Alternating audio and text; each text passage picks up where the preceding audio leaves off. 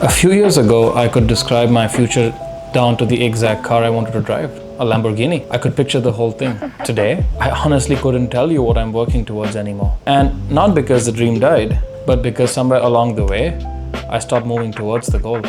And I didn't even notice this for the longest. So I work in tech. I'm not someone who doesn't know how to figure this stuff out. But this one thing, I just kept circling, planning it, but never actually got to doing it. And it took me years to see it wasn't actually laziness.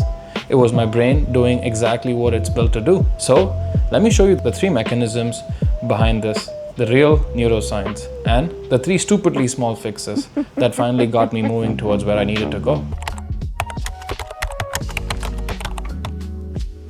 Here's how it all began, because it wasn't something that was dramatic. That's the scary part. For a while, I was moving. I tracked what I was doing every day.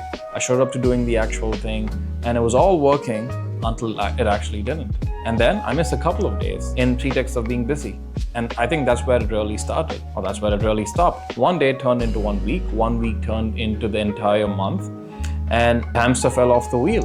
And I just stayed distracted for the rest of the period. I think the strange part, from the outside, nothing looked wrong. People still saw me as the guy who gets his stuff done. But inside, I was mostly churning my own thoughts and doing the bare minimum to keep that story alive. And before anyone thinks this is still about a car, it actually isn't. Honestly, the pursuit of it makes me happier than the actual goal itself. So, the failure wasn't wanting it, it was actually going quiet on it. Before trying to correct, you need to understand what's happening beneath the surface. You never want to fix the symptom, but you actually want to go to the root of the problem. Engineering 101, if you will. So, there are 3 things that work against you, and let's look at them one at a time to understand more about it. Number 1, and this one still annoys me because it's very counterintuitive. So there's a study where they just had people imagine getting the things that they wanted, and those people came out with less energy than the ones who actually didn't. Not more, but less. So your body relaxes like you already got there. Wanting was the finish line, and it hits hardest when you actually wanted even more, or wanted the thing even more, which is actually backward and counterintuitive if you think about it. Now, the more it mattered to me, the more the daydreaming actually cost me. So every time I pictured that life, my brain cashed the check, and the wanting felt so good, the doing never actually came to happen. I want you to think about this.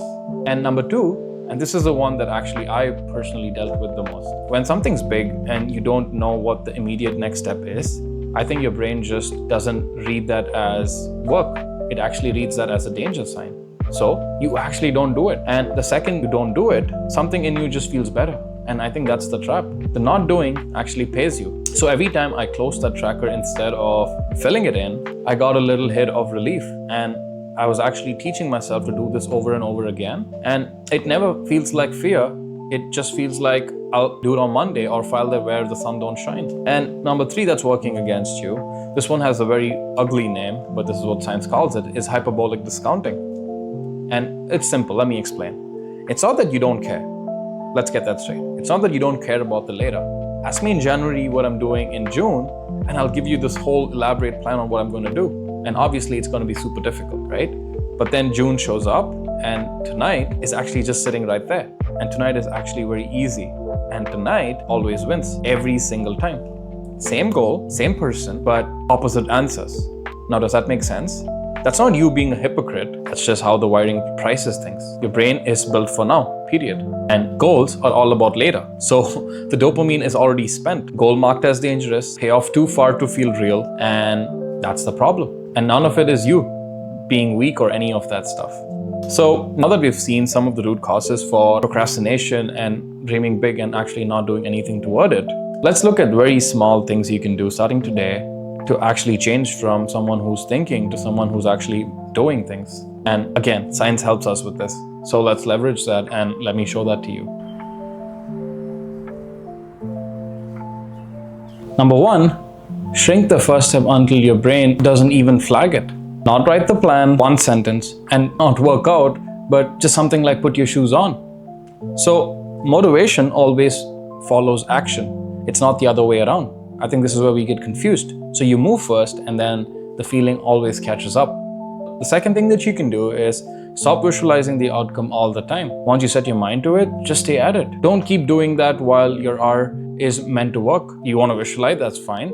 Schedule it for a time and day. That fantasy is actually stealing your motivation. It drains you out. The same dopamine trick that we just spoke about in a couple of minutes back. Swap it for an if-then cue. When I sit at my desk, open my notebook before anything else, period.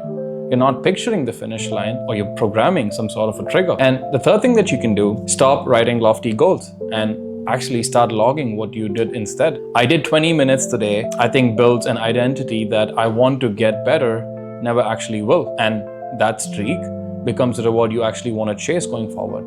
And that's something that your brain will definitely like to chase. Proof is in the pudding. I always say this. So this is exactly where it fell apart for me when last time I was trying to do this. I stopped logging and automatically within days, I actually stopped doing. Now, sum it all up, I keep things very simple. That's it. You don't have an ambition problem in my opinion. I genuinely think it's just a matter of having a starting problem. And starting is honestly a skill that you can actually learn and you can make it easy on yourself. Shrink the step, set the cue, log the doing. It's as simple as that. And that's how the hamster got back on the wheel. At least for me, that's what's worked. That's what's moved my needle. No big burst of motivation. I just made starting smaller than avoiding. And one honest thing, I'm going to be level setting with you here. For the first couple of weeks, the first month, probably it won't feel like a natural thing to do. It won't feel motivating. And I think that's extremely normal. Motivation is the result of starting, not the requirement. Please keep that in mind. So I put the exact tracker I use to get my ball rolling, plus that 2-minute reset that we spoke about in a free one-pager, and links in the description. Do check it out, do download it. And if you're interested, I will be sending out a personalized email to you every day for the next 7 days to help you go through the tracker. And drop the goal you keep wanting but never actually got to starting down in the comments so all of us can read it and reply and support you from a distance as much as we probably can. So subscribe if you like this video. Tell me more about it in the comment section, and I will probably see you in the next one. Hopefully we'll see each other more often. See you.